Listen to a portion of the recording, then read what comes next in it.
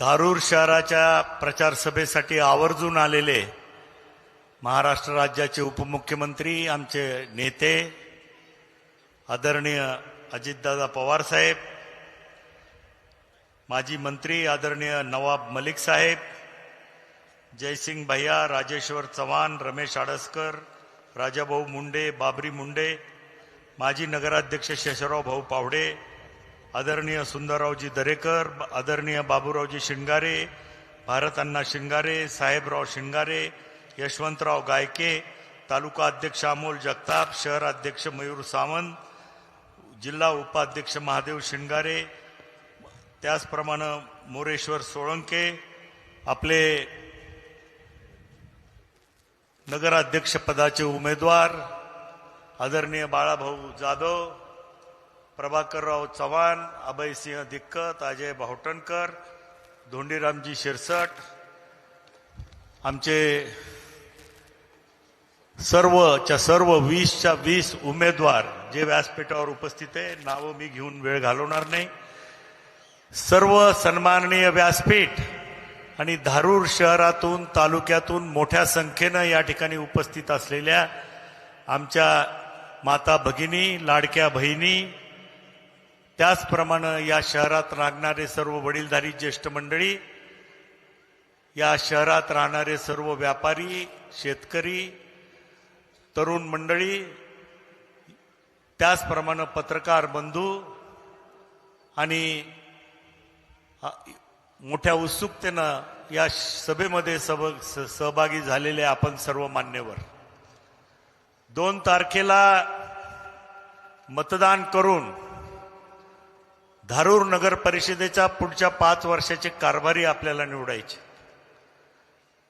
आणि म्हणून मला आपल्याला कळकळीची विनंती करायची आहे. खरं तर आम्ही प्रत्येक वॉर्डात कॉर्नर बैठका घेऊन आमचा विकासाचा अजेंडा काय, निवडून आल्यानंतर पुढच्या 5 वर्षात आम्ही काय जनतेसाठी करणार, हे अतिशय सविस्तरपणे, मग त्या या ठिकाणची पाणी पुरवठा योजनेचा प्रश्न असेल.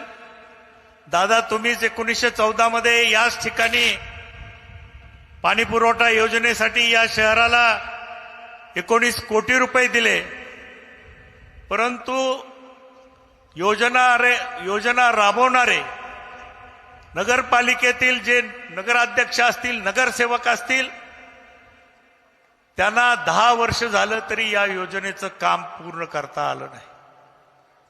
आणि म्हणून धारूर मधल्या जनता पाण्यासाठी जेव्हा तडफडत होती तेव्हा राजकारण नगरपालिकेत चालू होतं. कशी योजना अडवायची, कसं गुत्तेदाराला तक्रार करायची, काय करायचं, आणि त्या भानगडीमध्ये 12 वर्षाचा काळ गेला.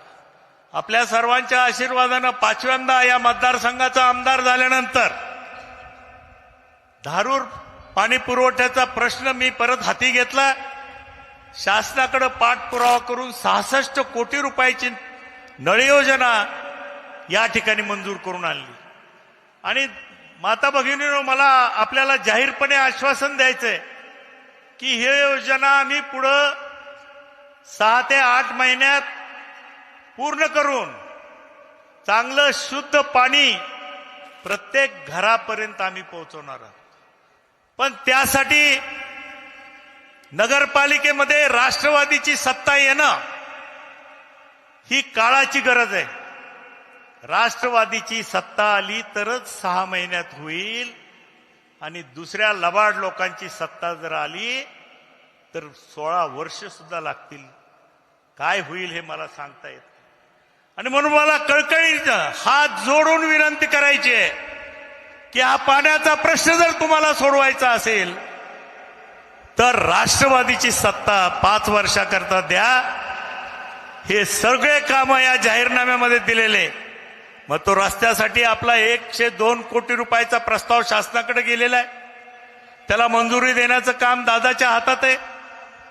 आपल्या शहरामध्ये आपल्याला तालुका क्रीडा संकुल करायचंय, त्याच्यासाठी निधी लागणार आहे 4 कोटी रुपयाचा, ते काम दादांचं आहे. ऐतिहासिक किल्ल्याचं पुनर्वसन, त्याचप्रमाणे तो किल्ला नव्यानं एक पर्यटनाचं केंद्र म्हणून उभं राहावं म्हणून आपल्याला 40 कोटीचा निधी लागणार आहे. आणि या शहरातील आंबाचोंडी माता मंदिर, सीताची नानी, नाथ मंदिर, महबूब सुबानी दर्गा हे आपले ऐतिहासिक ठेवे आहेत. यांचं चांगल्या प्रकारचं आधुनिकीकरण करून पैसा देऊन हे आपलं शहर पर्यटनाचं केंद्र आपल्याला बनवायचं.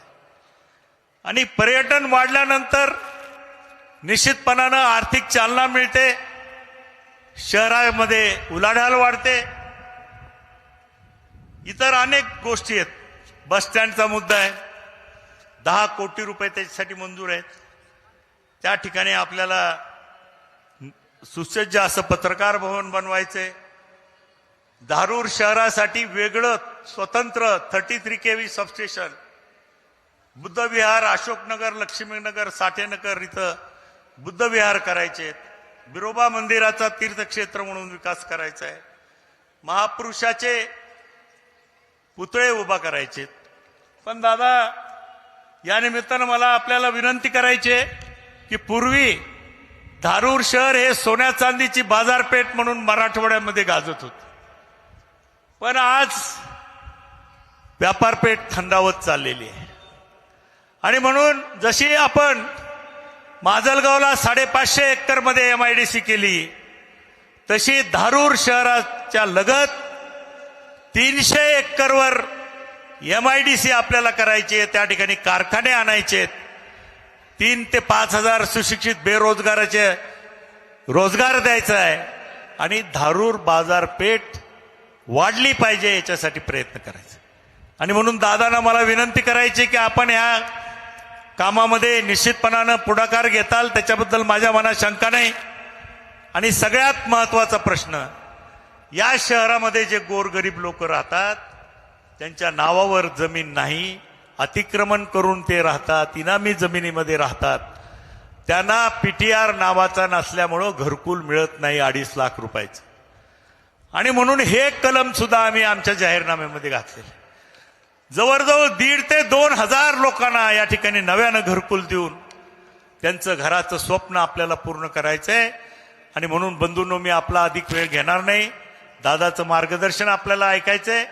परत एकदा कळकळीचं आवाहन करतो की 2 तारखेला घडी विसरू नका. प्रत्येकाला 3 मतदान करायचे अधिकार आहेत.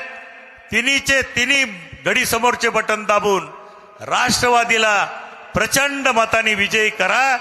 आणि जे काही आमचा जाहीरनामा आहे त्या आमच्या मनगटाला धरून या शहरात राबवण्याचं काम करा, एवढीच विनंती करतो आणि थांबतो. जय हिंद, जय महाराष्ट्र.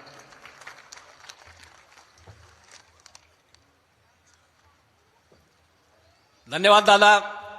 दादा, आपलं काम हीच या शहराची ओळख आहे, त्याच्यामुळे आपल्याला मोठ्या प्रमाणावर या ठिकाणी प्रतिसाद भेटणारच आहे. 2011ची एक आठवण मला या ठिकाणी होते. आदरणीय अजित दादा होते, आदरणीय